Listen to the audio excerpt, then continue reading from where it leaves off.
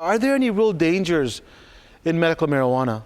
You know, they always say marijuana is a gateway drug for people that are addicts like myself, and that was my gateway drug. That's what I started with.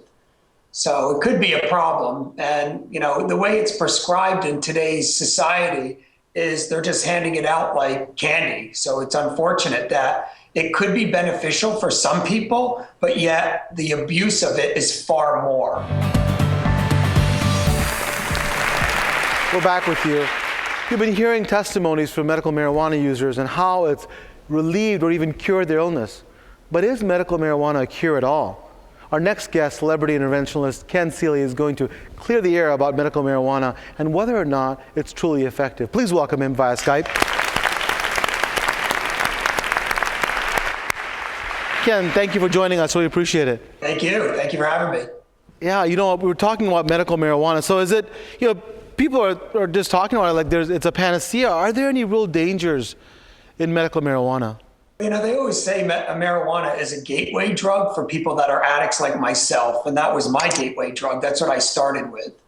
So it could be a problem. And, you know, the way it's prescribed in today's society is they're just handing it out like candy. So it's unfortunate that it could be beneficial for some people, but yet the abuse of it is far more.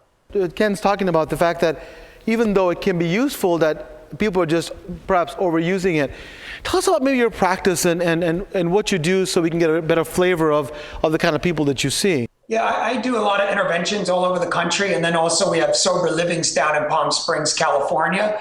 And we're working with people early in recovery. And most of the people that we work with, they start off with marijuana. That's their gateway drug. That's the one that they start with before they get involved with the harder drugs. So it can be dangerous for people that are dealing with addiction, and it may be beneficial for people that need it medically for issues that they have. But I think if you weigh the two of them out, I think it's abused a lot more than it's used for medical issues. When you legalize it, are you making it easier for these folks to go on that gateway of taking other drugs?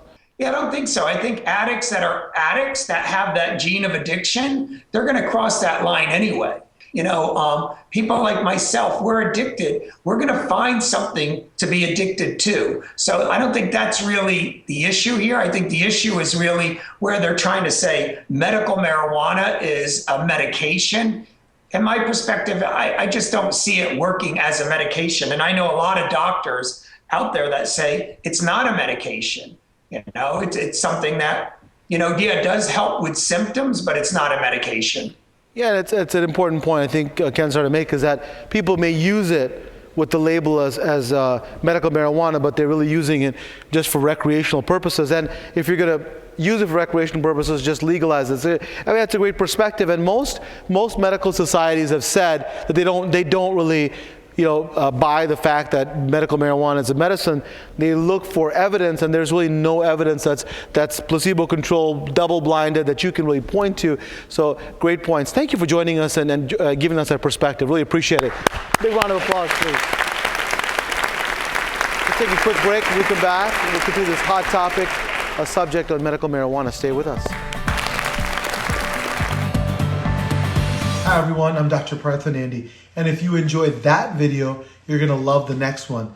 It's full of incredible information to help you start your health hero journey.